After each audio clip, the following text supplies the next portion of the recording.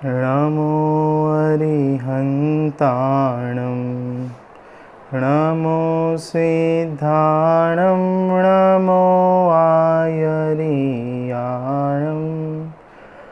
नमो वज्रायाणं नमो लोये सव्वसाहुणं। मंगलम भगवान वीरो मंगलम गौतमो गणी मंगलम कुंद कुंदाद्यो जैन धर्मोस्तु मंगलम। सर्वमंगल मांगल्यम सर्वकल्याणकारकम प्रधानां सर्वधर्माणां जैनं जयतु शासनम जैनं जयतु शासनम। सम्यक्त्व की क्या महिमा है, इसके बारे में हम यहाँ पे हमारी जो चर्चा है वो कल हमने यहाँ पे प्रारंभ की थी। हमने भूमिका रूप में थोड़ी बहुत चर्चा यहाँ पे की थी कि वास्तव में सम्यक दृष्टि किसे कहते हैं, सम्यक दृष्टि जो जीव होता है वो कौन सी गति में नहीं जन्म लेता है, सम्यक दृष्टि जीव जो होता है वो किस प्रकार के 25 दोषों से रहित होता है और 8 गुण सहित होता है, और सम्यक दृष्टि जो है वो 7 प्रकार के भयों से बिल्कुल रहित होता है। तो इस प्रकार की ये जो सारी भूमिका रूप में हमने कल एक चर्चा यहाँ पे प्रारंभ की थी, और आज जो है हम उसी चर्चा को आगे बढ़ाते हुए एक एक चीज़ के ऊपर विस्तार से यहाँ पे चर्चा करेंगे। सबसे पहले कल हमने ये देखा था कि हम जो जीव है उसका एकमात्र प्रयोजन है सुखी होना। उस सुखी होना जो प्रयोजन है वो कभी हमने सोचा कि इस जीव का प्रयोजन सुखी होना ही क्यों है, दूसरा कुछ इस जीव का प्रयोजन क्यों नहीं है। प्रयोजन मतलब मोटिव, इस जीव का जीवन जीने का वास्तव में क्या कर्तव्य है। जो जीव सुखी है वही वास्तव में जीव है। एक हिसाब से जिसने अपने सुख स्वभाव को प्राप्त कर लिया है उसे ही जीवंत कहते हैं, बाकी सब तो बस सिर्फ जन्म मरण करते रहते हैं। इस जीव का मोटिव है सुखी होना। क्यों, इसके बारे में जब हम सोचते हैं, विचार करते हैं, तो हमें ये पता चलता है कि ये जो आत्म वस्तु है, जो जीव द्रव्य है, वो जीव द्रव्य बना ही सुख गुण से है। जो आपने 6 द्रव्य वाला पाठ पढ़ा है, 7 तत्व वाला पाठ पढ़ा है, आज हम इन दोनों पाठ के आधार से बहुत सारी चर्चा जो है आज हमारे इस क्लास में होगी।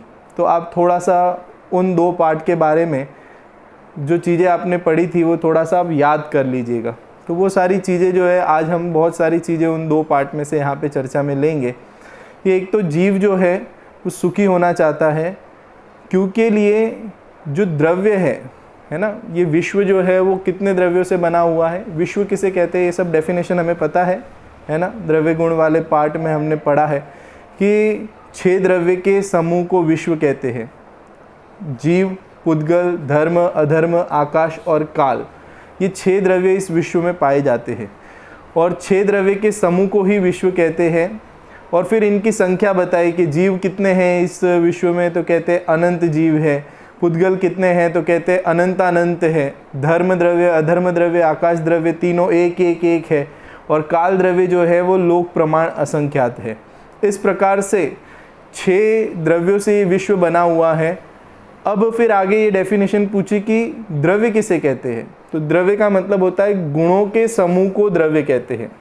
आप समझना, आपको लगेगा कि मैं सम्यक्त्व की महिमा वाले पाठ से मैं ये द्रव्य गुण वाले पाठ पे क्यों चला गया। इसके पीछे बहुत बड़ा मोटिव है, आप चिंता नहीं करिए, मैं अपने विषय से बन के ही चर्चा कर रहा हूँ। मुझे सम्यक्त्व समझाना है। सम्यक्त्व किसे कहते हैं, सम्यक दृष्टि किसे कहते हैं, सम्यक दर्शन कैसे प्राप्त करते हैं, ये सारी चीज़ों के लिए हमें उसका पीछे का जो फंडामेंटल है वो थोड़ा सा समझना जरूरी है। कि द्रव्य किसे कहते हैं, कि गुणों के समूह को क्या कहते हैं, द्रव्य कहते हैं। गुणों के समूह को मतलब क्वालिटी, विशेषता। हर एक द्रव्य जो है वो अनंत विशेषता को लिए हुए है, अनंत गुण से ये द्रव्य बना हुआ है। किससे बना हुआ है द्रव्य, अनंत गुणों से बना हुआ है। उन अनंत गुणों में कुछ सामान्य गुण हैं और कुछ विशेष गुण हैं। आप समझना, सामान्य गुण विशेष गुण किसे कहते हैं, थोड़ी सी चर्चा हमारी फास्ट भी चलेगी तो अपने उपयोग को थोड़ा सा स्थिर रखना।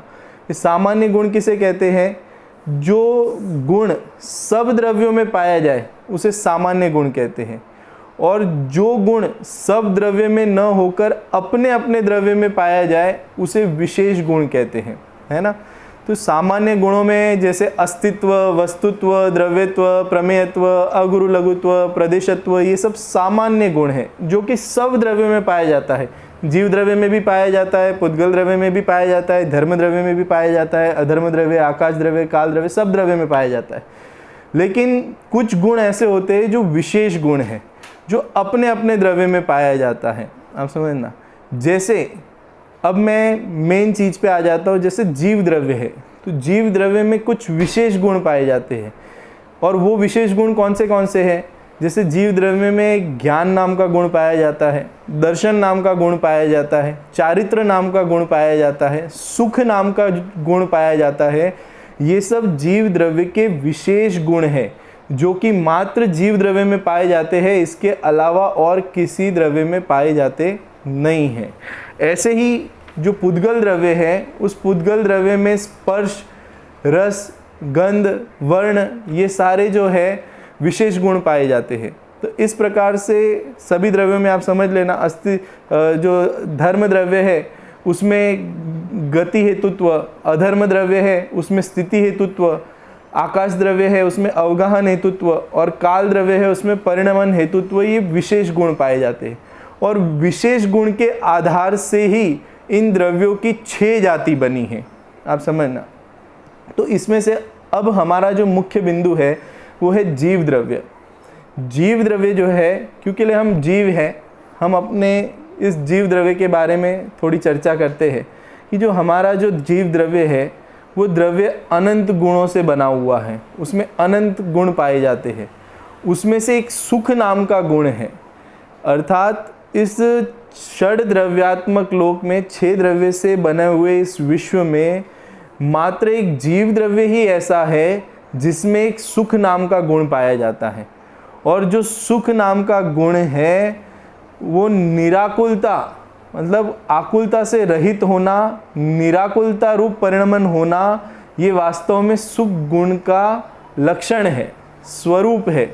जो जीव सुखी होता है वो निराकुल होता है, निश्चिंत होता है। आप समझना, और हमारे में सुख नाम का गुण है, और इसके लिए जीव का प्रयोजन ये है कि जीव सुखी हो सकता है।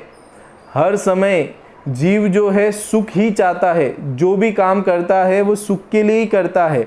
भले उसे पता नहीं है कि मैं सुख के लिए कर रहा हूँ, भले उसे पता नहीं है कि सुख कैसे प्राप्त करते हैं, सुख प्राप्त करने की विधि क्या है उसे पता नहीं है, लेकिन फिर भी 24 घंटे हर जीव जो है वो जो भी कार्य करता है वो सुखी होने के लिए ही करता है ना। तो यहाँ पे हम जो चर्चा कर रहे हैं यहाँ पे, वो जीव कैसे सुखी हो, सुख को कैसे प्राप्त हो। हम पाठशाला में पढ़ते हैं ये कि हम सबको क्या बनना है, भगवान बनना है, हम सबको सुखी होना है, ये तो हम कहते हैं, लेकिन सुखी होने का उपाय क्या है, रास्ता क्या है, कैसे बनते हैं।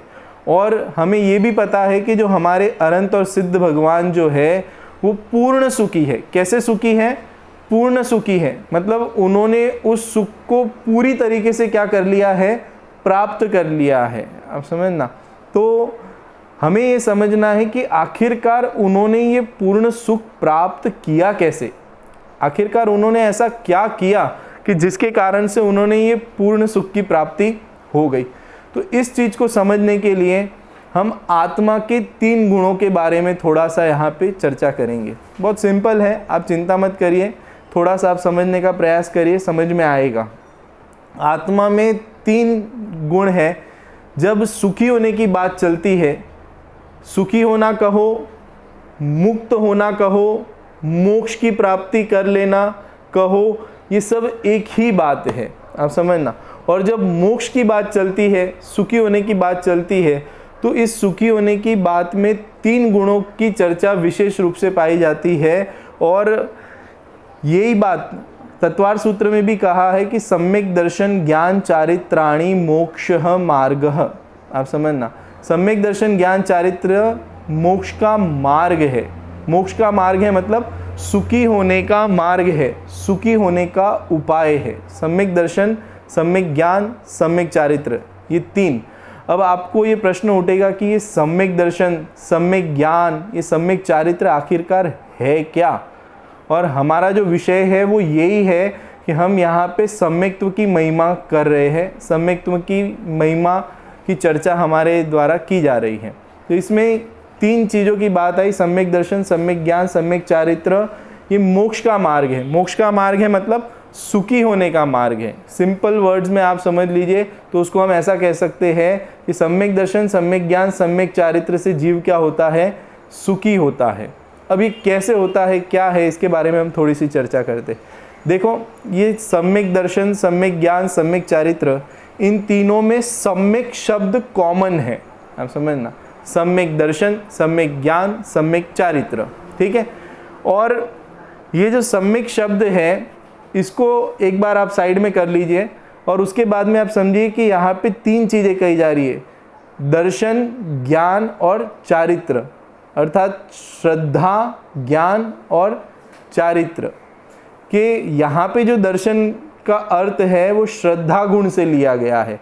एक जानने में भी दर्शन उपयोग की चर्चा आती है, उसको यहाँ पे नहीं लिया है। यहाँ पे जो दर्शन का अर्थ है वो श्रद्धा गुण है। आप समझना, आत्मा में तीन गुण पाए, ऐसे तो अनंत गुण पाए जाते हैं, लेकिन मुख्य रूप से जब भी मोक्ष मार्ग की चर्चा होती है तो उसमें इन तीन गुणों की मुख्यता से चर्चा चलती है। एक है श्रद्धा, ज्ञान और चारित्र, है ना। इसको थोड़ा समझाने के लिए, जैसे श्रद्धा मतलब फेथ, ज्ञान मतलब नॉलेज, और चारित्र मतलब एकाग्रता, कंसंट्रेशन। आप समझ, एक सिंपल मैंने इंग्लिश के वर्ड्स यूज़ किए हैं, इससे अच्छे वर्ड्स भी किसी के पास में हो तो आप यूज़ कर सकते हो उसको समझाने के लिए। समझना कि श्रद्धा, ज्ञान और चारित्र, ये आत्मा में तीन गुण पाए जाते हैं। श्रद्धा गुण का काम क्या है, वो वर्क क्या करता है, कैसे वर्क करता है? श्रद्धा गुण का काम है अहमपना करने का। क्या काम है? अहमपना करने का। जैसे मैं जितेंद्र हूँ, आप समझना, मैं विवेक हूँ, मैं सौधर्म हूँ, ऐसे जिसका भी जो भी नाम हो, है ना, जो हम अपने को ऐसा मानते हैं ना, मैं जितेंद्र हूँ, ये हूँ, ये जो आपको ऐसा बिलीफ है, आपको ऐसा विश्वास है, हम सबको ऐसा विश्वास है, ऐसी श्रद्धा है, वो जो काम होता है वो कौन से गुण का काम है? वो श्रद्धा गुण का काम है। दूसरा, अभी आप थोड़ा सा इसकी डेफिनेशन समझने की कोशिश करना, उसके बाद में हम इसके सम्यक और मिथ्यापने की बात करेंगे। दूसरे नंबर का गुण है ज्ञान। ज्ञान गुण जो है वो जानने का काम करता है। क्या करता है? जानने का काम, मतलब वो हर पदार्थों को जानता है। जो जानना होता है वो किस गुण का कार्य है? वो ज्ञान गुण का कार्य है। आप समझना। और तीसरे नंबर का गुण है चारित्र गुण। चारित्र गुण का कार्य है एकाग्र होना, लीन होना, कॉन्सेंट्रेट होना, उसका नाम है चारित्र गुण। जैसे एग्जाम्पल के लिए मैं आपको समझाता हूँ। जैसे हम बच्चे जो है ना टीवी देखते हैं, तो टीवी देखते देखते समझो किसी एक चैनल को उन्होंने, चैनल बदली करते हैं ना टीवी देखते देखते, तो जैसे चैनल को चेंज किया, एक चैनल को चेंज किया, फिर चेंज किया, फिर चेंज किया, फिर चेंज किया, और चेंज करते रहते हैं। तो चेंज करता है तो एक एक हमारे सामने जो है वो पिक्चर क्या होते रहती है? चेंज होते रहती है। तो हम उसको क्या करते रहते हैं? जानते हैं। तो इसको तो कहते हैं जानना। और फिर चेंज करते करते हम किसी एक चैनल पे रुक जाते हैं। समझो, कोई हमारा कार्टून, फेवरेट कार्टून आ रहा है, तो हम उस फेवरेट कार्टून को देखने के लिए उस चैनल पे रुक जाते हैं। तो जब हम उस चैनल पे रुकते हैं तो वहाँ पे हमारा जो जानना है वो वहाँ पे क्या होता है? कॉन्सेंट्रेट होता है, एकाग्र होता है। फिर 10-15 मिनट या आधे घंटे तक, जितने देर तक वो कार्टून चलते रहता है, तब हम उसमें क्या हो जाते हैं? कॉन्सेंट्रेट हो जाते हैं, लीन हो जाते हैं। तो आपको समझ में आ रहा है लीन होना, कॉन्सेंट्रेट होना? तो उसमें जो लीन हो गया, तो वो जो लीन होने रूप कार्य है वो कौन से गुण का कार्य है? वो चारित्र गुण का कार्य है। आप समझना। तो अब ये 3 गुण जो है वो आपको समझ में आया होगा, श्रद्धा, ज्ञान और चारित्र। अब इन गुणों का सम्यक परिणमन हो, सम्यक मतलब सच्चा, सम्यक मतलब यथार्थ, right, right faith, right knowledge, right concentration, सच्चा, सम्यक जो शब्द है ना उसका अर्थ होता है सच्चा। तो सच्ची श्रद्धा, ज्ञान और चारित्र को मोक्ष मार्ग कहते हैं। और अब इसका ऑपोजिट कर लो कि सम्यक का ऑपोजिट क्या होगा कि मिथ्या, है ना, खोटा, झूठा, आप समझना, wrong faith, wrong knowledge and wrong concentration जो है वो मोक्ष का मार्ग से विरुद्ध क्या होगा, सम्यक दर्शन, सम्यक ज्ञान, सम्यक चारित्र तो मोक्ष का मार्ग है। और मिथ्या दर्शन, मिथ्या ज्ञान, मिथ्या चारित्र क्या होगा, मोक्ष से विरुद्ध क्या है, संसार है ना। इस जीव की देखो 2 ही अवस्था पाई जाती है। कौन सी अवस्था पाई जाती है ना, एक तो जैसे बच्चे हैं ना वो नंबर्स याद करते हैं, एक आत्मा होती है, तो 2 क्या होते हैं, 2 जीव के भेद होते हैं। तो आपने उसमें पढ़ा होगा ना वो 2 जीव के भेद कौन से हैं, संसारी और मुक्त, है ना। तो उसमें वो यही बात बता रहे हैं कि जीव की 2 ही अवस्था होती है, या तो जीव मोक्ष में जाता है या तो संसार में रहता है। और मोक्ष में कैसे जाया जाता है, तो कहते हैं सम्यक दर्शन, सम्यक ज्ञान, सम्यक चारित्र से जीव मोक्ष को प्राप्त हो जाता है। मोक्ष को प्राप्त होना मतलब सुखी हो जाता है। और मिथ्या दर्शन, मिथ्या ज्ञान और मिथ्या चारित्र से जीव संसार में डूबता है, संसार में घूमता है। कल हमने संसरण की डेफिनेशन भी समझी थी ना, मतलब जीव जो है संसार में क्या करता है, परिभ्रमण करता है। ठीक है, तो इतनी बात आपको समझ में आई। अब ये सम्यक दर्शन, सम्यक ज्ञान, सम्यक चारित्र और मिथ्या दर्शन, मिथ्या ज्ञान, मिथ्या चारित्र, ये हमें इनके गुणों का काम तो समझ में आया, लेकिन किसकी श्रद्धा करना, किसका ज्ञान करना, किस में लीन होना, तो यहाँ पे कहते हैं कि अपनी आत्मा की श्रद्धा करना, उसका नाम सम्यक दर्शन है। और अपनी आत्मा का ज्ञान करना, सच्चा ज्ञान होना, सम्यक ज्ञान होना, उसका नाम है सम्यक ज्ञान। और आत्मा में ही उपयोग का लीन हो जाना, आत्मा में ही कॉन्सेंट्रेट हो जाना, उसका नाम है सम्यक चारित्र। और इसी के सामने मिथ्या दर्शन, मिथ्या ज्ञान और मिथ्या चारित्र क्या है कि जो आत्मा नहीं है उसको, उसकी श्रद्धा करना, अर्थात उसको अपना मानना या अपने को उस रूप मानना, जैसे शरीर को आत्मा मानना वो है मिथ्या दर्शन, शरीर को आत्मा जानना वो है मिथ्या ज्ञान, और शरीर को आत्मा मानते और जानते हुए शरीर के कार्यों में लीन हो जाना, शरीर में ही उपयोग हमारा क्या हो जाए, कॉन्सेंट्रेट हो जाए, दिन भर खाने पीने, रोने सोने, है ना, इसी चीज़ में हमारा उपयोग क्या हो जाए, कॉन्सेंट्रेट हो जाए। इसी का नाम है मिथ्या दर्शन, मिथ्या ज्ञान और मिथ्या चारित्र। इसको जो है 7 तत्व की ओर से भी बताया जाता है। जैसे देखो हमने 7 तत्व पढ़े हैं, तो 7 तत्व में सबसे पहले नंबर का तत्व कौन सा है, जीव तत्व, पुद्गल नहीं, जीव, अजीव, आश्रव, बंध, संवर, निर्जरा और मोक्ष, ये क्या है, 7 तत्व है। आप समझना, तो 7 तत्व के जो पार्ट आपने पढ़े उसमें एक आपने डेफिनेशन पढ़ी है कि तत्व किसे कहते हैं। आप समझना, तो तत्व किसे कहते हैं, तो उसकी डेफिनेशन है जो वस्तु का भाव है, वस्तु का जो स्वभाव है उसे क्या कहते हैं, तत्व कहते हैं। आप समझना, और यहाँ पे जो बात चल रही है वो मोक्ष की बात चल रही है, प्रयोजनभूत बात चल रही है। प्रयोजनभूत बात मतलब ये आत्मा की काम की बात है, ये आत्मा के प्रयोजन की बात है। हम ये बोलते हैं ना, अभी बच्चों यहाँ पे मस्ती मत करो, यहाँ पे कोई एक इम्पॉर्टेंट बात चल रही है, इम्पॉर्टेंट मीटिंग चल रही है, आप समझना। तो यहाँ पे जो 7 तत्व है ना, ये 7 तत्व किसकी इम्पोर्टेंस के लिए है कि जीव की सुखी होने के लिए ये 7 तत्व जो है वो इम्पोर्टेंट है। आप समझ, इसके लिए इन 7 तत्वों को ऐसा कहा जाता है प्रयोजनभूत तत्व। आप समझना, तो उसी तत्व वाले पार्ट में कहा कि प्रयोजनभूत तत्व, ऐसे विश्व में तो बहुत सारे तत्व है, लेकिन यहाँ पे किसकी बात कर रहे हैं? प्रयोजनभूत तत्व की बात कर रहे हैं। अब कोई पूछेगा ये प्रयोजनभूत तत्व क्या होता है?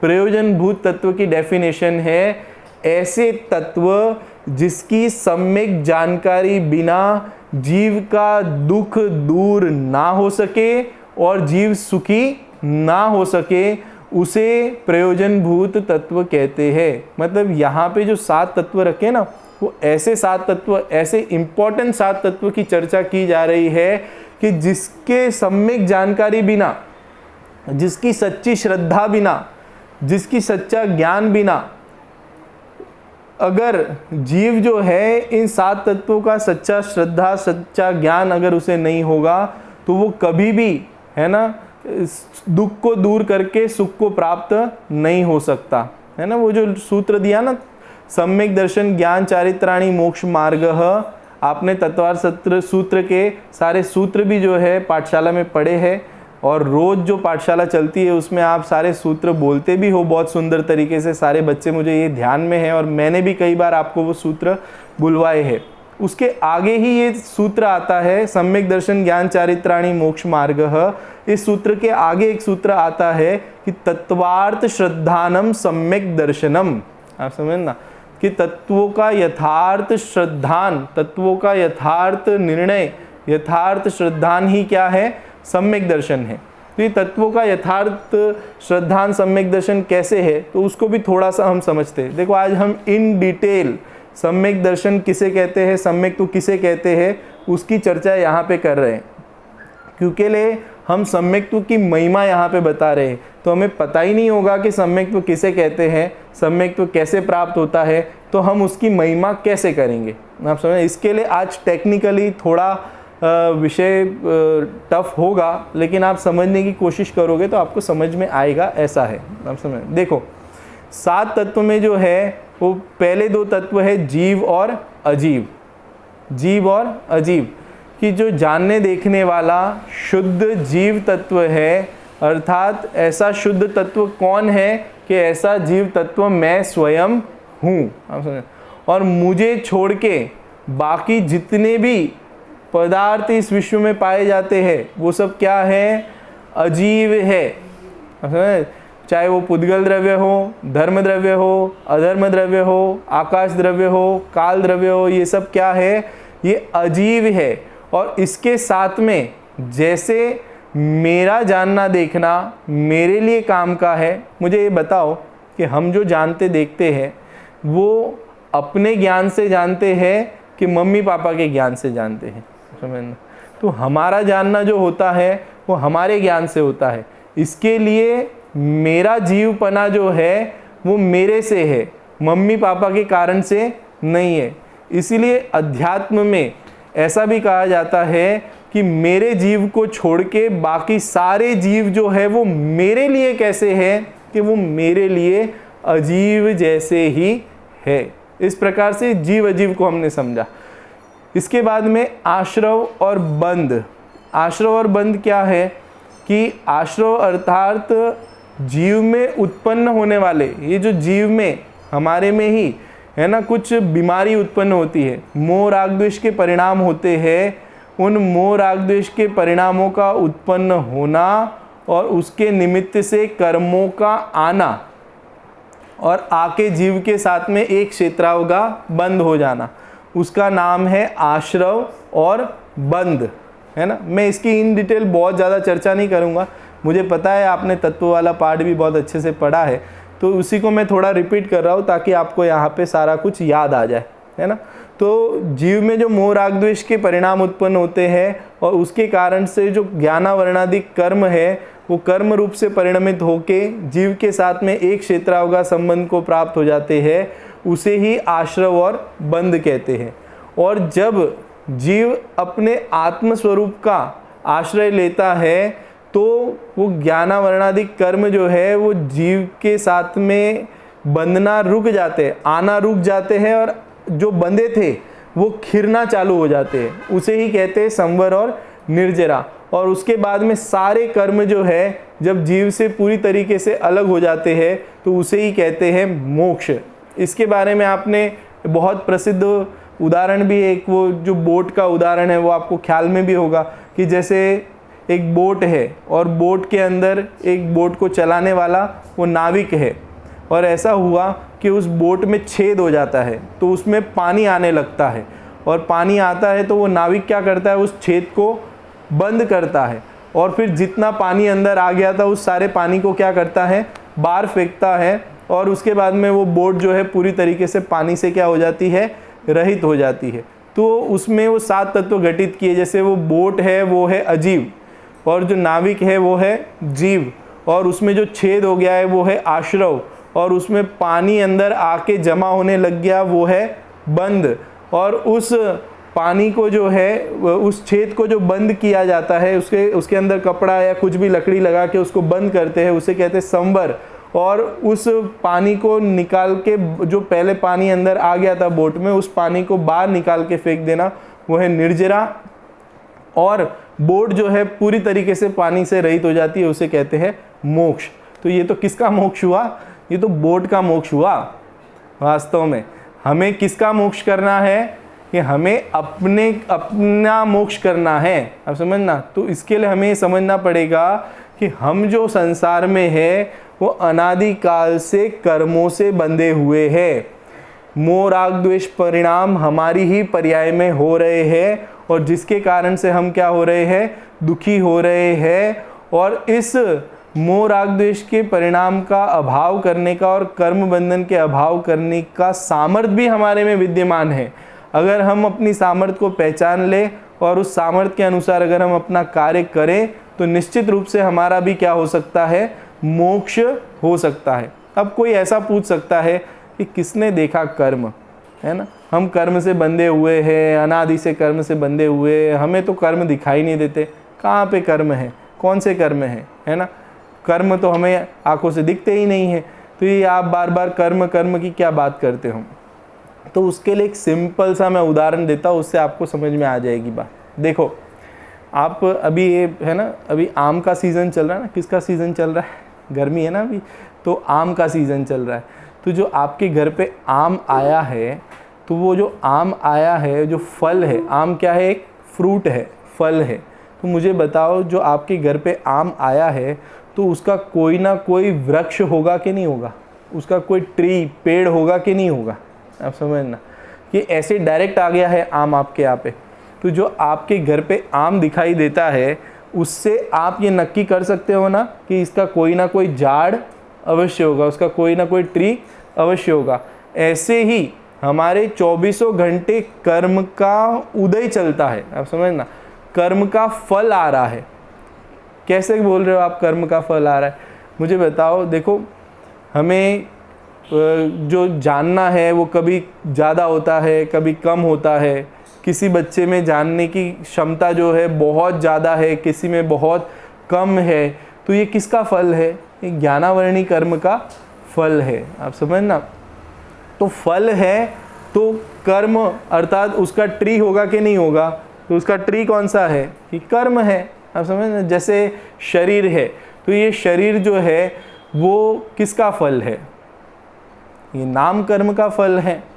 जो हम कुछ साल तक इस मनुष्य पर्याय में रहते हैं कि 10 साल 20 साल 50 साल 100 साल, तो वो जो 100 साल 50 साल तक रहे तो वो उतने काल तक उस शरीर के साथ में रहना हुआ, ये कौन से कर्म का फल है, ये आयु कर्म का फल है।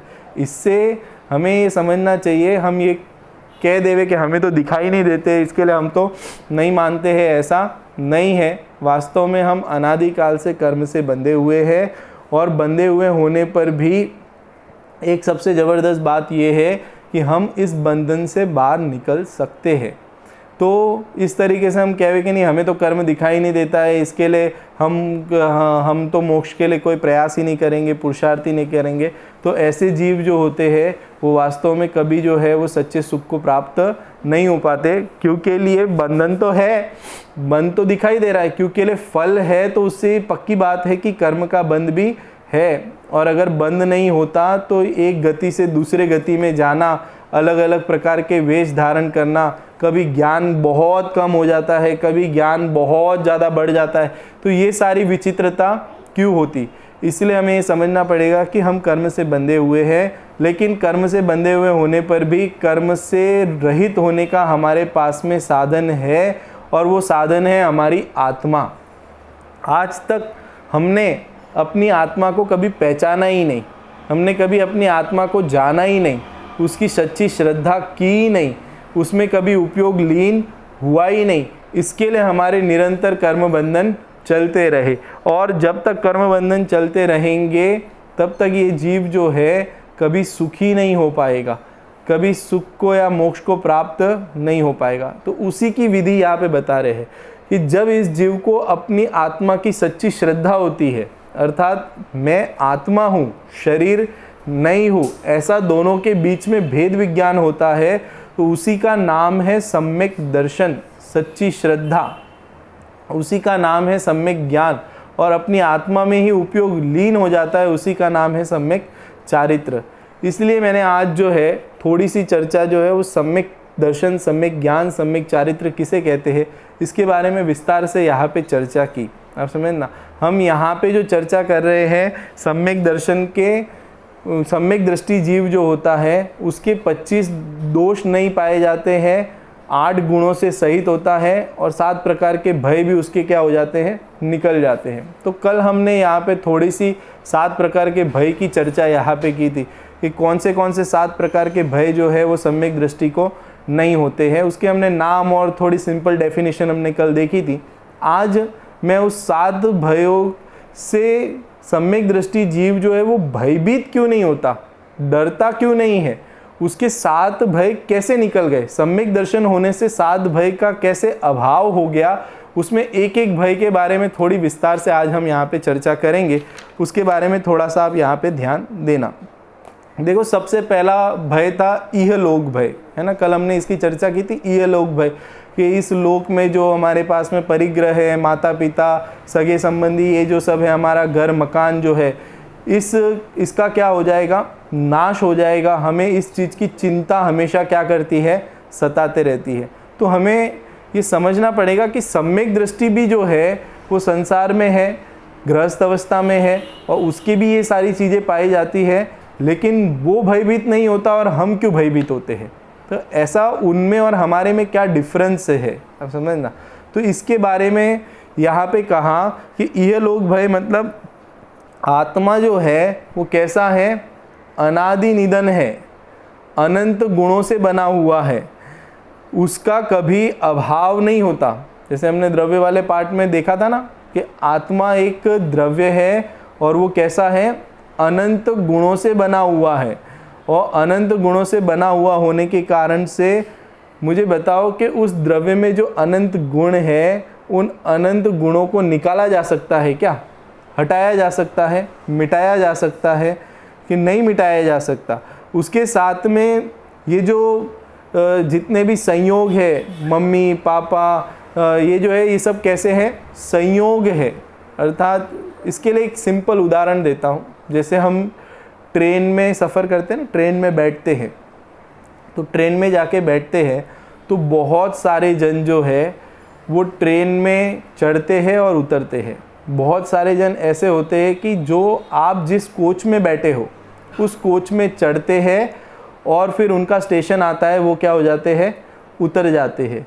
लेकिन जो मिथ्या दृष्टि जीव है वो क्या मान लेता है कि इस मेरे कोच में जितने जन बैठे हैं वो सब किसके हैं, वो मेरे हैं।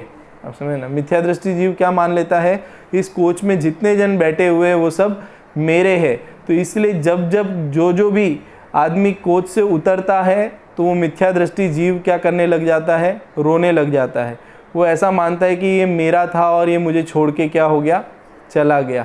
लेकिन सम्यक दृष्टि को ऐसा भय नहीं होता, यह लोग भय नहीं होता। उसके पीछे कारण ये है कि सम्यक दृष्टि जीव जो है उसकी दृष्टि सम्यक हो गई है, उसने अपनी आत्मा को ही अपना माना है, उसने सभी परद्रव्यों को पर मान लिया है। अर्थात उन संयोगों को माता पिता कुटुंब परिवार घर मकान ये जो सारी चीज़ें हैं, इन सारी चीज़ों को सम्यक दृष्टि अपना मानता ही नहीं है, वो अपनी आत्मा को ही अपना मानता है। इसीलिए जब संयोग का वियोग होता है उसका उसे भय रहता नहीं है। लेकिन जो मिथ्या दृष्टि है उसे ऐसा लगता है कि धन चला जाएगा तो मेरा नाश हो जाएगा, धन चला जाएगा तो मैं समाप्त हो जाऊंगा। लेकिन सम्यक दृष्टि ऐसा मानता ही नहीं है। सम्यक दृष्टि तो अपने को अनंत गुण वाला चैतन्य द्रव्य अनुभव करता है, अर्थात अपने को आत्मा अनुभव करता है, आत्मा मानता है। इसलिए उसे इहलोक भय होता नहीं है। और सच में हम जो सुखी होना चाहते हैं ना, वो सुख का लक्षण ऐसा ही है ना। बड़े बड़े करोड़पति सेठिया हो, है ना, लेकिन उनको ये डर सताता है कि मेरा धन क्या हो जाएगा, चला जाएगा। लेकिन सम्यक दृष्टि जो होता है उसके पास में कितना ही धन आवे और चला जाए वो कभी भयभीत नहीं होता, क्योंकि लिए उस धन को वो अपना मानता ही नहीं है। उन धन आदि को क्या मानता है, संयोग मानता है। संयोग मतलब क्या होता है, संयोग मतलब जिस डब्बे में आप बैठे थे उसी डब्बे में बहुत सारे दूसरे पैसेंजर क्या हो गए, चढ़ गए। तो वो दूसरे पैसेंजर आपके डब्बे में चढ़ गए, तो वो जो सारे पैसेंजर आपके डब्बे में चढ़े हैं वो सब क्या आपके हो गए, क्या हमारे हो गए। लेकिन हमें अपनी खबर नहीं है, मैं कौन हूँ, मैं वास्तव में कौन सा द्रव्य हूँ, इस चीज़ की हमें खबर नहीं है। और इस चीज़ की खबर सम्यक दृष्टि को बहुत अच्छे से है, इसीलिए उसे इहलोक भय होता नहीं। दूसरे नंबर का भय था परलोक भय, है ना। परलोक का जो भय था, देखो ऐसा था कि जो परलोक भय मतलब उसे ऐसा, हम सबको ऐसा भय होता है कि हम परलोक में, है ना, दूसरे लोक में जाएंगे। दूसरे लोक में मतलब समझो यहाँ से मरण होगा मनुष्य पर्याय से, तो हम कौन सी गति में जाएंगे, कहाँ रहेंगे, वहाँ पे फिर हमें ऐसा घर मकान, ऐसा खाने पीने को, इस तरीके से घूमने फिरने को मिलेगा कि नहीं मिलेगा। इस प्रकार से हम विचार कर करके क्या होते हैं, भयभीत होते हैं। लेकिन सम्यक दृष्टि जो है उसको परलोक का भय नहीं होता। उसके पीछे क्या रीज़न है कि उसके पीछे रीज़न ये है कि सम्यक दृष्टि अपने को आत्मा अनुभव करता है, सम्यक दृष्टि अपने को जानने वाला अनुभव करता है। और जानने वाला किसी भी पर्याय में चला जाए, किसी भी गति में चला जाए, है ना, यहाँ से मर के नरक में चला जाए, नरक से मर के तिर्यंच गति में चला जाए, या तिर्यंच गति से मर के मनुष्य गति में आ जाए, या मनुष्य गति से देव गति में चला जाए, या देव गति से वापस मनुष्य में आके मोक्ष में चला जाए, तो भी हर जगह पे आत्मा क्या करती है, जानने रूप कार्य ही करती है। इसीलिए वो कहीं पे भी जाए तो उसे उस चीज़ का भय रहता नहीं है। लेकिन अज्ञानी मिथ्या दृष्टि जीव जो है उसे, है ना, ये 5 इंद्रिय विषय भोग इतने प्रिय लगते हैं, ये शरीर इतना प्रिय लगता है, तो उसे ऐसा लगता है कि अब ये शरीर छूट जाएगा, फिर आगामी काल में मैं कौन से शरीर में जाऊंगा, कहाँ जाऊंगा, ऐसे भोग मिलेंगे कि नहीं मिलेंगे, इस प्रकार की चिंता होती है, इस प्रकार का भय उसे सताते रहता है। इसके लिए भी एक सिंपल सा एग्जाम्पल देता हूँ, आप समझना। जैसे मिरर होता है ना, दर्पण, उस दर्पण को आप समझो बेडरूम में रखो, तो बेडरूम में रखने पे वो क्या काम करेगा, उसका काम क्या है, प्रतिबिंबित करना, झलकाना, है ना, उसके अंदर इमेजेस क्या होती है, प्रतिबिंबित होती है। अब उसको बेडरूम में से निकाल के आप हॉल में लाके रख दो, तो हॉल में लाके रखने पे वो क्या करेगा, हॉल में लाके रखने पर भी वो प्रतिबिंबित करने का ही काम करेगा। अब उसको उठा के आप किचन में रख दो, तो वहाँ पे क्या करेगा, ये वहाँ पे भी वही काम करेगा। तो इसीलिए उसका काम क्या है ना, हमने वो स्तुति भी पढ़ी ना, मात्र जानना मेरा काम, है ना, शुद्धात्म है मेरा नाम, मात्र जानना मेरा काम। तो इसीलिए सम्यक दृष्टि जो है उसे परलोक का भय इसलिए नहीं होता क्योंकि वो अपने को आत्मा अनुभव करता है, और आत्मा जो है वो जानने देखने रूप है। अब समझना, वो हर पदार्थों को जानने देखने का कार्य करती है। तो वो चाहे मनुष्य पर्याय में रहे तो भी जानने देखने का कार्य करेगी, चाहे देवगति में चला जाए तो भी जानने देखने का कार्य करेगी, और चाहे फिर वो मनुष्य पर्याय में आके मुक्ति को प्राप्त हो जाए तो वहाँ पे जाके भी अनंत और सिद्ध बन जाए तो भी क्या कार्य करेगी कि जानने देखने का ही कार्य करेगी। वो स्तुति है ना, सकल गे ज्ञायक तदपि निजानंद रसलीन, कि सकल गे ज्ञायक अर्थात संपूर्ण लोकालोक को जानते हैं तो भी हमारे भगवान किस में लीन रहते हैं कि अपने निज के आनंद में ही क्या होते हैं, लीन होते हैं। इस प्रकार से दूसरे नंबर का भय है जो सम्यक दृष्टि को नहीं होता। और वो क्यों नहीं होता वो आपको ये बात समझ में आई होगी। इसके बाद में तीसरे नंबर का भय, जो सबसे जबरदस्त भय इस जीव को होता है, वो है मरण भय। कौन सा भय होता है? मरण भय होता है। और वास्तव में मरण कहते किसे हैं, है ना, समझना कि मरण जो है वो इस लोक में हम जो मरण कहते हैं वो 10 प्राणों का क्षय हो जाना, उसका नाम क्या है? मरण, है ना। ये 10 प्राण क्या होते हैं? ये 10 व्यवहार प्राण बताए हैं, जिसमें 5 इंद्रिय, 3 बल, है ना, 5 इंद्रिय, 3 बल, मन वचन काय जो होते हैं वो 3 बल, फिर आयु जो हमारी आयु है उसे, और उसके साथ में श्वासोश्वास, है ना। श्वासोश्वास अर्थात ये जो हम ब्रीदिंग करते हैं, श्वास लेना और छोड़ना, श्वास लेना और छोड़ना। तो अगर इन 10 चीज़ का क्या हो जाए, अभाव हो जाए, नाश हो जाए, तो उसका नाम है मरण।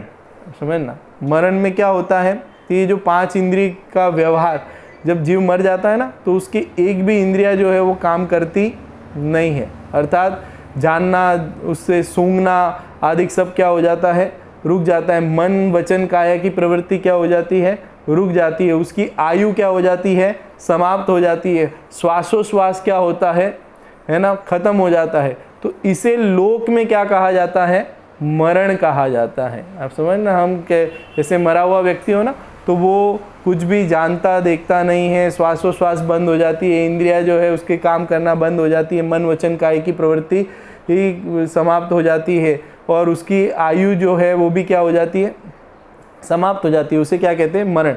और इस मरण का भय जो है इस जीव को बहुत सताता है कि मेरा नाश हो जाएगा, मैं मर जाऊंगा, उसके बाद में फिर मेरी सत्ता का क्या होगा। इस तरीके की चिंता जो है वो इस जीव को बहुत सताती है।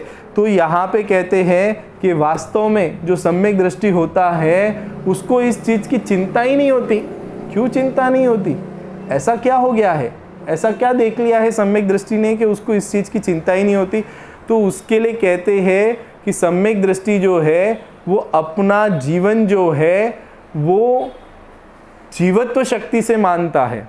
अब समझना, अब आप कहोगे जीवत्व शक्ति क्या है, कि आत्मा में अनंत गुण और अनंत शक्तियाँ है, उसमें से एक जीवत्व नाम की शक्ति है। जीवत्व शक्ति का काम क्या है?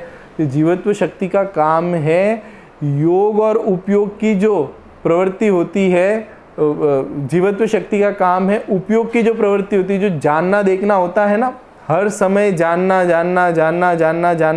रूप जो परिणमन होता है वो इस जीव का जीवत्वपना है।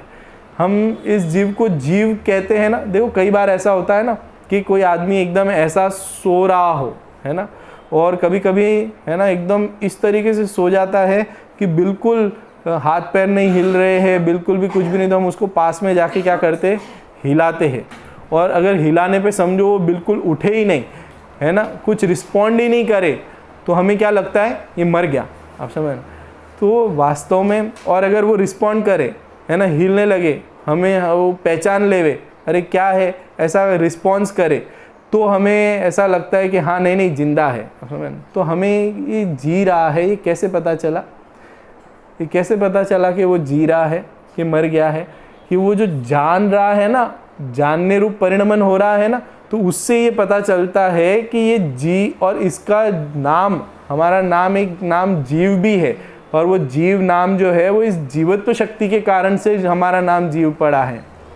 और ये जीवत्व शक्ति जो है, इसका परिणमन जो है, वो जानने रूप परिणमन जो है, इस जीव का कभी खत्म होता ही नहीं है, कभी बंद होता ही नहीं है। इसके लिए मजा करो, आप समझना।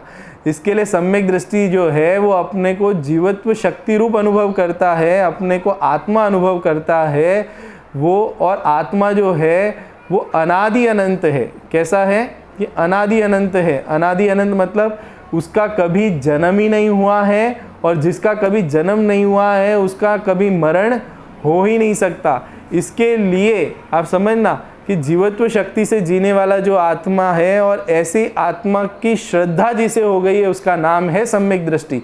तो सम्यक दृष्टि को ऐसी श्रद्धा होने के कारण से उसको मरण का भय नहीं होता, मरण की चिंता उसे नहीं होती, फियरलेस है वो, आप समझना। तो इस प्रकार से 3 भय की चर्चा की हमने। उसके बाद में 4थे नंबर का भय है वेदना भय।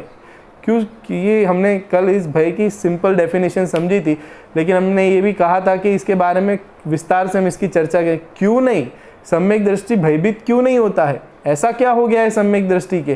तो उसे आत्मा की श्रद्धा होने पर, ये आत्मा के ही गुण है, आत्मा का सामर्थ्य है, आत्मा की शक्तियाँ है कि जिसका भरोसा होने पर इस प्रकार के सारे भय क्या हो जाते हैं, निकल जाते हैं। इसके बाद में जो वेदना भय है कि शरीर और आत्मा जो है वो वास्तव में कैसे हैं, दोनों भिन्न भिन्न है, दोनों एक रूप कभी होते ही नहीं है।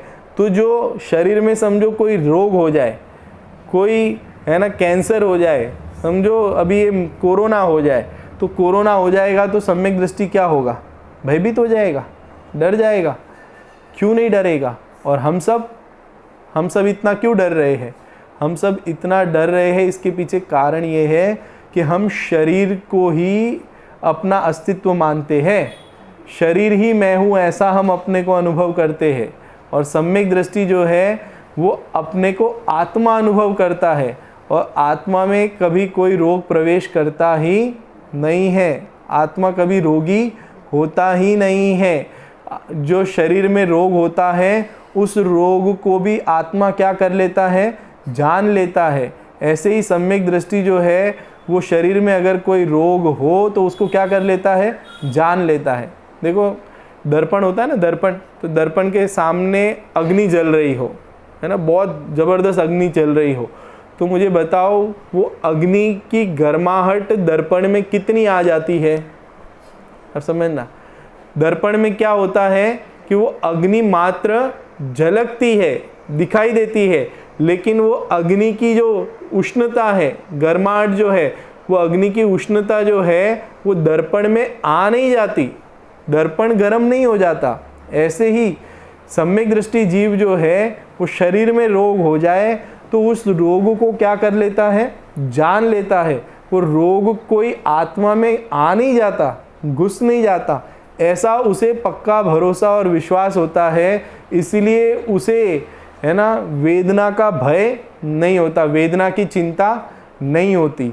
इसके बाद में आगे जो 5वें नंबर का भय था वो था अनरक्षा भय, है ना। क्या भय था इस जीव का? अनरक्षा भय, कि हमारी रक्षा कौन करेगा, अब समझना, हमें कौन बचाएगा, है ना, हमें भूख लगेगी तो हमें कौन खिलाएगा, हमारे ऊपर कोई आपत्ति आएगी तो उससे हमारी सुरक्षा कौन करेगा, इस चीज़ की चिंता हमें हमेशा सताती है। अब समझो कभी हम जो छोटे बच्चे होते हैं ना, या फिर समझो कोई बच्चे बाहर गाँव पढ़ाई करने के लिए जाते हैं तो उनकी मम्मी को बहुत चिंता होती है कि अब वो वहाँ पे पढ़ाई के लिए जा रहा है, कि वहाँ पे जाएगा तो वहाँ पे उसको कौन खिलाएगा, कौन उसकी रक्षा करेगा, कौन उसकी सुरक्षा करेगा, कौन उसको देखेगा, आप समझना। तो इस चीज़ का भय जो है इस जीव को सदा सताते रहता है हमेशा। जितने छोटे छोटे जीव होते हैं ना, 1 इंद्रिय 2 इंद्रिय, और साथ में हम भी, हमेशा हम असुरक्षित अपने को अनुभव करते हैं।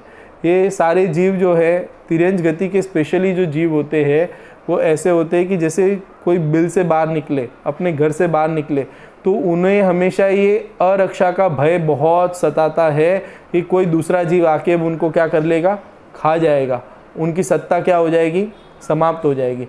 ऐसा भय जो है वो हर मिथ्या दृष्टि को ऐसा, है ना, अनंत भय जो है उसको बना रहता है।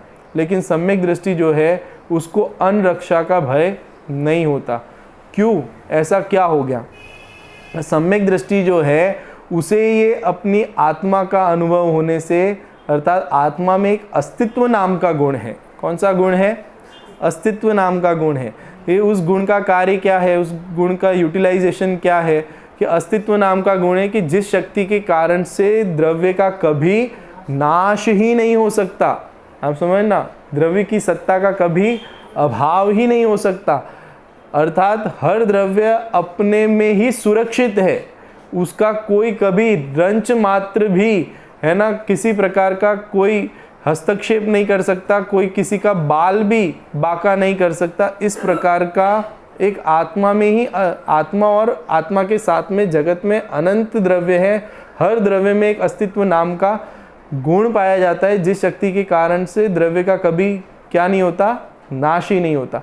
इसलिए जब द्रव्य का नाश ही नहीं होता तो फिर अन्न रक्षा का भय कैसे रहेगा। आप समझे ना, ये बात सम्यक दृष्टि के अनुभव में आ गई है, ये बात सम्यक दृष्टि के, है ना, श्रद्धान में आ गई है। इसीलिए वो सम्यक दृष्टि जो है वो भयभीत नहीं होता, और हमारे श्रद्धान में ये बात नहीं है, इसके लिए हमें हमेशा भय सताते रहते हैं। आप समझना कि जिस शक्ति के कारण से द्रव्य का कभी नाश ही नहीं हो सकता, मतलब ऐसा नहीं है कि जीव द्रव्य का नाश नहीं हो सकता, इस विश्व में रहने वाले किसी भी द्रव्य का नाश नहीं हो सकता। तो ये जो नाश होता हुआ दिखाई देता है, ये क्या है? हमने तो देखा है, हमने सुना भी है कि भाई अगर अब जाके अगर कोई विश्व युद्ध हुआ तो समझो पूरी सृष्टि का क्या हो जाएगा, नाश हो जाएगा। लेकिन हमने उस द्रव्य गुण पर्याय वाले पाठ में ही ये पढ़ा था, आप सबको ध्यान भी होगा कि वस्तु का कभी, द्रव्य का कभी नाश नहीं होता, मात्र उसकी क्या होती है, पर्याय पलटती है ना। एक छोटा सा पुद्गल पार्टिकल भी हो, उस पुद्गल पार्टिकल को जो है, परमाणु जो है, उसका नाश नहीं किया जा सकता, उसका फॉर्म चेंज होते जाएगा। समझो अभी मनुष्य गति में है तो मनुष्य गति से, कोई जीव मनुष्य गति में है तो मनुष्य गति से तिरंज गति में चला जाएगा, तिरंज गति से देव गति में चला जाएगा। अब समझना, अवस्था बदलते जाएगी, पर्याय बदली होगी, लेकिन उस वस्तु का कभी नाश नहीं होगा। ऐसा नहीं होगा कि मेरे जीव द्रव्य का क्या हो जाए, नाश हो जाए, अर्थात मेरी सत्ता का ही नाश हो जाएगा, ऐसा संभव ही नहीं है। क्योंकि लिए अगर ऐसा होगा तो इस विश्व में कोई द्रव्य रहेगा ही नहीं, और द्रव्य नहीं रहेंगे तो फिर विश्व ही नहीं रहेगा, ये पॉसिबल ही नहीं है। हर द्रव्य जो है, उस हर द्रव्य में एक अस्तित्व नाम का गुण पाया जाता है, जिसके कारण से वो स्वयं से ही क्या है, सुरक्षित है, रक्षित है, उसको किसी दूसरे की रक्षा की, सहायता की, है ना, अपेक्षा ही नहीं है, जरूरत ही नहीं है। ऐसी बात जो है वो सम्यक दृष्टि ने क्या कर ली है, अनुभव कर ली है, अर्थात उसका विश्वास उसे आ गया है, इसलिए उससे इस प्रकार का भय नहीं होता। इसके बाद में है छठे नंबर का भय, अगुप्ती भय। अगुप्ती भय का मतलब है ना, हमें वो चिंता होती है ना कि हमारे जो रुपये पैसे हैं वो किसी को पता नहीं चल जाए, किसी को पता चल जाएंगे तो उनका क्या हो जाएगी, चोरी हो जाएगा। आप समझना, इस प्रकार का भय सताता है। लेकिन सम्यक दृष्टि को इस प्रकार का भय नहीं सताता। उसके पीछे कारण ये है कि वो इन रुपये पैसों को अपना धन नहीं समझता, वो अपने अनंत गुणों को अपना वैभव, अपना धन समझता है। अपनी आत्मा में जो अनंत शक्ति, अनंत सामर्थ्य है, उन सामर्थ्य को अपना स्वरूप समझता है, इसलिए उसे अपने में से कुछ चोरी हो जाएगा ऐसा उसे भय नहीं सताता। मुझे बताओ कि जैसे कोई द्रव्य है तो उन द्रव्यों में से गुणों को निकाला जा सकता है, अलग किया जा सकता है, हटाया जा सकता है। जैसे पुद्गल द्रव्य है तो उसमें स्पर्श, रस, गंध, वर्ण आदि अनंत गुण पाए जाते हैं। तो क्या उसमें से, है ना, कोई ऐसा पुद्गल लाके बताओ द्रव्य जिसमें से उस गुण को क्या कर लिया जाए, निकाल लिया जाए, है ना। स्पर्श गुण को निकाल देवे, रसना गुण को निकाल दे, ऐसा निकाला जा सकता है क्या? कि नहीं निकाला जा सकता। किसी भी द्रव्य में से उसके अनंत गुणों में से एक भी गुण को निकाला नहीं जा सकता, अर्थात उस एक भी गुण की चोरी संभव नहीं है। इस बात को सम्यक दृष्टि जो है भली भांति जानता है, समझता है, इसके लिए उसे अगुप्ती भय नहीं होता। अर्थात मेरे में जितना शक्ति है, जितना सामर्थ्य है, मेरे में जितने अनंत गुण है, उन गुणों को मेरे से अलग किया जा सकता नहीं। अर्थात मेरे गुण कभी कोई चोरी कर ले जाए या बिखर के अलग अलग हो जाए, निकल जाए, ऐसा संभव ही नहीं है। और इस चीज़ का विश्वास जो है वो सम्यक दृष्टि को होता है, भरोसा इस चीज़ का होता है उसे, इसीलिए जो है उसे अगुप्ती का भय नहीं होता। और अंतिम जो 7वें नंबर का भय था जिसकी हमने चर्चा यहाँ पे कल की थी, वो है अकस्मात भय, है ना। अकस्मात भय, अचानक भूकंप आ जाए, है ना, कोई एक्सीडेंट हो जाए, कोई अचानक ऐसी घटना घटित हो जाए, आप समझ ना। तो इस चीज़ से सम्यक दृष्टि जीव जो है वो कभी भयभीत नहीं होता, क्योंकि उसे पता है इस विश्व में अचानक कुछ होता ही नहीं है। जो भी होता है होने लायक ही होता है, अपनी योग्यता से होता है। इसके लिए एक बहुत प्रसिद्ध लाइन है जो सबको याद होगी ही, कि जो जो देखी वीतराग ने, सो सो होसी वीरा रे, अनहोनी कबहू न होसी, काहे होत अधीरा रे, है ना। ये कितनी सुंदर लाइन है ना, कि जो जो वीतराग भगवान ने देखा है, जो उनके ज्ञान में झलका है, वैसा ही होने वाला है। कभी अनहोनी मतलब जो नहीं होने वाला था वो हो गया, अचानक हो गया, है ना, ऐसा कभी होता ही नहीं है। मतलब कोई कहेगा कि कोरोना नहीं होने वाला था और ये चाइना के कारण से हो गया, तो ऐसा नहीं है, होने लायक ही हुआ है। और जो इसके संपर्क में आएंगे, जितने लोग मरण को प्राप्त होंगे और मरण को प्राप्त होकर दूसरी गति में जाएंगे, कई लोगों को होगा, रोग होगा और उससे वापस से रिकवर होके आ जाएंगे।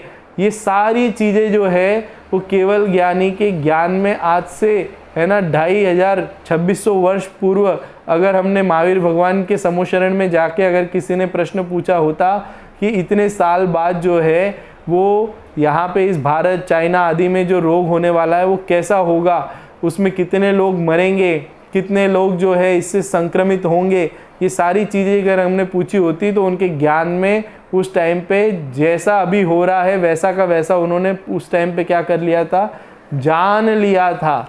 तो इसके लिए कोई ऐसा कहे कि अचानक हो गया, उनके कारण से हुआ, तो कहते हैं ऐसा बिल्कुल भी नहीं है। इस विश्व में कुछ भी अचानक होता ही नहीं है, होने लायक ही होता है।